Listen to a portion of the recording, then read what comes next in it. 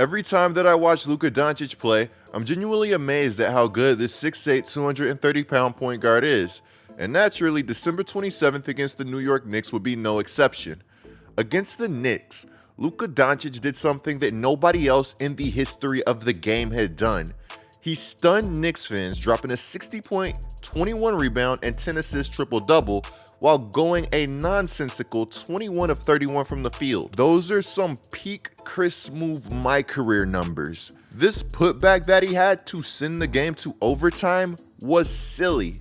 If I was a Knicks fan, I would have been sick seeing that go in. But as a basketball fan, I couldn't be more excited. It brought me back to the good old days where I used to play 21 in the driveway with my boys.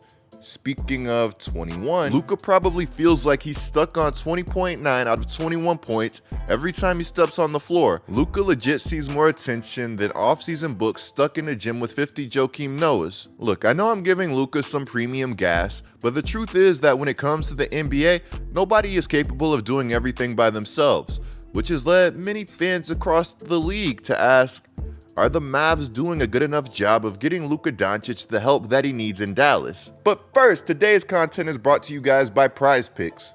Guys, PrizePicks is amazing. It's like daily fantasy, but you're not really competing against anybody else. You're just competing against the projections. To use PrizePicks, all you have to do is log into PrizePicks on your web browser or app, find a few projections that you really like, enter more or less for that projection and the amount that you like to play for, and then boom.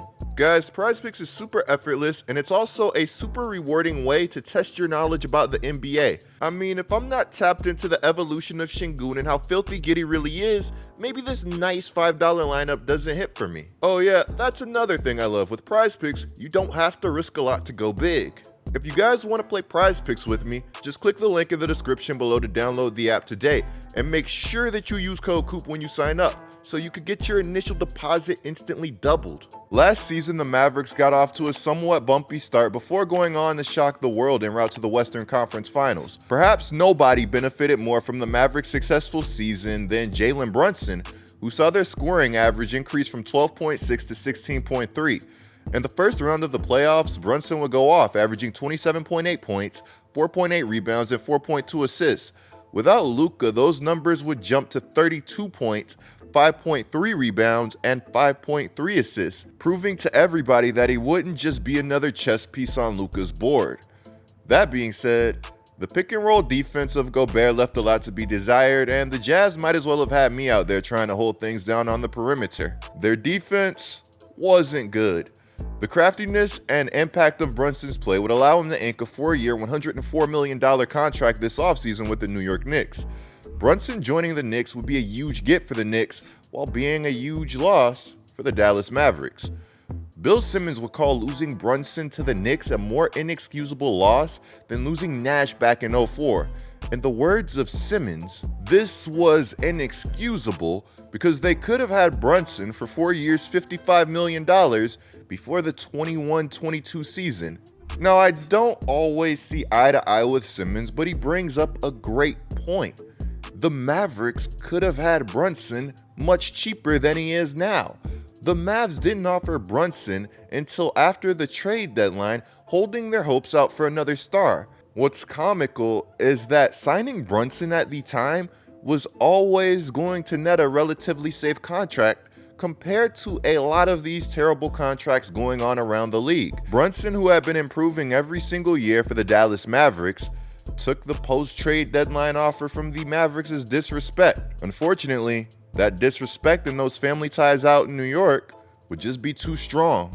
Now, I don't want it to seem like the Mavs lost Brunson this offseason, and that was the only thing that happened. This offseason, the Mavs would bring in Campazzo, draft a steal in Jaden Hardy, who you guys have heard me talk multiple times on this channel about, and has finally started to get some legit burn. They'd sign JaVale McGee, and they'd absolutely steal the versatile 6'10" former Rockets big man known as Christian Wood. While Wood has made himself comfortable in the starting lineup, becoming a key piece of what the Mavericks want to build going forward, a lot of the same problems that the Rockets had last year, they still continue to have. Unfortunately, things haven't looked so great in Houston. They've had some really big problems, but I think that's going to change sooner as opposed to later. Let me know if you guys would like a video on that in the comments below. Since entering the starting lineup, Wood has been averaging 20.3 points, 9.3 rebounds, and 2.3 blocks. His 2.3 blocks would be more per game than Rudy Gobert, Kristaps Porzingis, Jared Allen, and even Joel Embiid. If he was doing this for the course of the entire season, he'd be fourth in the NBA for blocks per game. As of late, Wood has been phenomenal on defense, which doesn't really feel fair considering how big of a threat he is on the offensive end. Wood has been making life difficult for opposing offensive players, doing things like this. Deflected, that almost went in. LeBron's right there. Wood's got another block. James comes away with it and stepped down on the baseline. Against the Los Angeles Lakers, he would become the first Maverick ever to score 24 points, grab 14 rebounds, dish out 6 assists, and record 5 blocks in one game. To quote Josh Green, who has been one of the many Mavericks to step their game up this season, I think everyone has been buying it on defense. You look at Christian Wood averaging nearly 3 blocks a game now in the last whatever stretch. That's really impressive. Not only for, that's a defensive player of the year type of stat to average 3. At the start of the year, you didn't look at Christian as a defensive player. For him to step up like that and really play in the system, not only has it helped him out, but it's helped the team out a lot. That's helped everybody really trust him and buy into our situation. Again, guys, this guy is also a high-level offensive talent who has fit like a glove next to Luka. He's been a difference maker in the pick and roll, averaging the most points per possession in the league as a roll man at 1.526. According to Grant Afseth on Twitter, that's more points than Jokic, AD, and Embiid. You factor in his ability to score off the bounce and shoot the ball with volume and efficiency, taking 5 threes per game, shooting 38.3% from deep, and you realize that Wood doesn't get near the amount of love that he deserves for being the unicorn that he is. When Wood was asked about his improving relationship with Luka, this is what he had to say. "I don't think we've even tapped into our full potential. This is my first season with him, and I just started with him as of late. As my minutes with him have increased, you see a lot more of us as a combo. It's only getting better." Now, if your team traded for this unicorn to pair alongside your generational talent, you'd probably not want to make the same mistake that you did with Brunson and lose him for nothing. You'd want to lock this player up for the long term, right?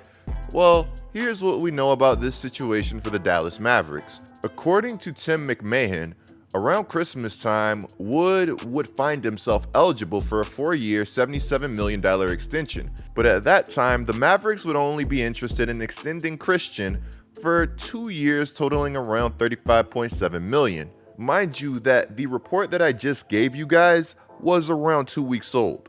There's reason to believe that the Mavericks' stance could have changed since then with Wood's consistent play at a high level. According to Mark Stein, if the Mavericks are unable to come to terms with Christian Wood on a new contract, then they'll look towards the trade market so they don't lose him for nothing like they did with Jalen Brunson. I imagine that this would be somewhat of an unlikely scenario, seeing as both sides have just kind of been perfect for each other so far.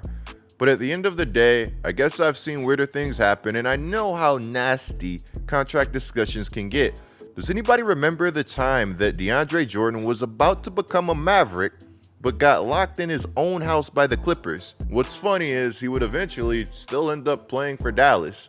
Now, jokes aside, though I would extend Wood and not look back, I'm not going to act like there's zero risks to extending him. I just personally think that the risk is worth the reward. Let's be real.